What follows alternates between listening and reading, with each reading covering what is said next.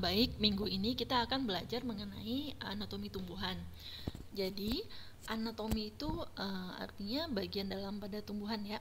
Kalau misalnya morfologi itu kan bentuk-bentuk itu dapat dilihat langsung ya, atau dapat dilihat dari luar. Sementara anatomi itu artinya bagian dalam sehingga tidak dapat dilihat dari luar. Nah, anatomi tumbuhan yang akan kita pelajari yaitu mengenai sel tumbuhan dan kemudian nanti jaringan pada tumbuhan. Oke, sel itu adalah satuan fungsional terkecil yang terdapat pada makhluk hidup ya, baik pada tumbuhan, hewan maupun pada manusia. Nah, yang perlu diketahui dari sel tumbuhan yakni bagian-bagian atau komponen utama dari sel tersebut, kemudian letaknya dan fungsinya untuk apa. Nah, secara umum sel pada tumbuhan itu terdiri dari dinding sel, kemudian sitoplasma dan nukleus atau inti sel ya.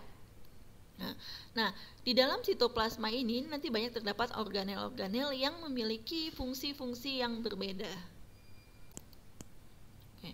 Dinding sel pada tanaman itu umumnya terbagi menjadi 3 bagian ya.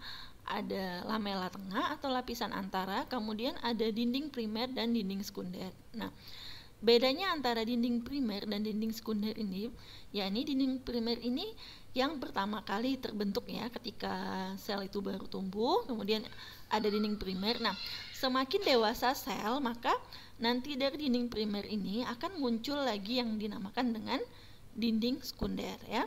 Nah, kemudian nanti di antara masing-masing sel ini ada yang disebut dengan lamela tengah yang fungsinya untuk merekatkan masing-masing sel sehingga nanti membentuk jaringan. Ini ya gambaran dari dinding sel pada tumbuhan. Jadi ini dinding primer. Dinding primer ini letaknya yang paling luar ya. Nah, kemudian nanti semakin dewasa suatu sel atau suatu tanaman nanti akan muncul dinding sekunder ya, ini ya, secondary wall. Nah, kemudian nanti di antara masing-masing sel ini ada yang disebut dengan lamela tengah ya. Dia yang fungsinya merekatkan antara satu sel dengan sel lainnya. Nah, ini ya, dinding sel terdiri dari selulosa, hemiselulosa, dan pektin. Oke, selanjutnya sitoplasma. Jadi, di antara dinding sel dengan inti sel ada yang dinamakan sitoplasma. Nah, sitoplasma ini komponen utamanya itu berupa air. Nah, kemudian nanti sisanya adalah organel-organel. Organel-organel ini namanya berbeda-beda, bentuknya berbeda-beda, dan nanti fungsinya berbeda-beda. Contoh organel misalnya mitokondria, retikulum endoplasma, aparatus Golgi, vakuola, dan sebagainya. Oke, ini ilustrasi dari sel pada tumbuhan ya. Jadi di sini ada terdiri dari dinding sel yang paling luar, kemudian nanti ada inti sel ya, ini nukleus. Nah, kemudian nanti di antara dinding dan inti ini ada sitoplasma.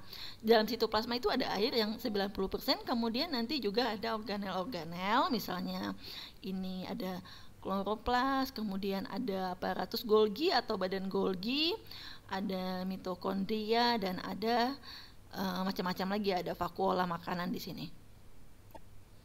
Ini dia organel yang ada pada tumbuhan ya. RE ini retikulum endoplasma. Nah, yang perlu diketahui yaitu letaknya di mana. Letak RE ini berarti di sitoplasma. Kemudian nanti fungsinya apa?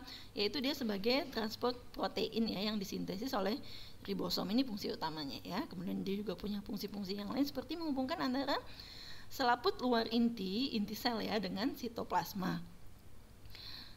Kemudian juga selanjutnya ini ada badan Golgi atau aparatus Golgi. Aparatus Golgi ini fungsi utamanya itu dia terlibat dalam proses sekresi ya. Ini fungsi utamanya, dan dia juga sebagai pembentuk dinding sel pada tumbuhan. Selanjutnya ini ada mitokondria. Fungsi utama dari mitokondria yaitu sebagai pusat respirasi sel ya ini, dan menghasilkan banyak ATP. ATP itu adenosin trifosfat ya. Kemudian selanjutnya ada plastid. Nah, plastid ini dia hanya terdapat pada tumbuhannya. Jadi manusia tidak punya organel plastid.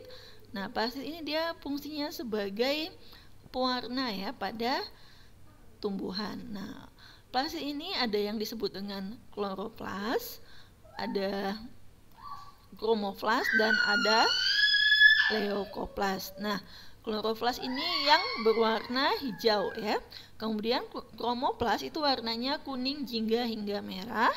Kemudian leukoplast ini tidak berwarna. Ya, plastid ini juga salah satu organel yang terdapat pada sitoplasma sel pada tumbuhan.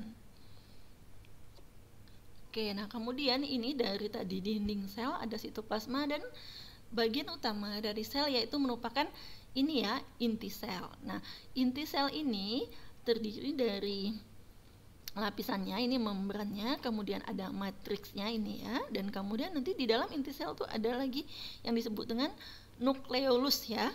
Jadi intinya dari inti sel itu nukleolus. Fungsi utama dari inti sel yaitu membawa protein sel, membawa informasi protein sel di dalam DNA ya. Jadi di sana terjadi transkrip DNA dan RNA pada tubuh tumbuhan. Kemudian juga yang utamanya yaitu inti sel ini merupakan pembentuk utama pada sintesis protein ya, atau yang bertanggung jawab terhadap sintesis protein. Nah, ini tadi ya, inti sel itu terdiri dari membran inti sel, kemudian ada matriks, dan ada anak inti sel atau nukleolus.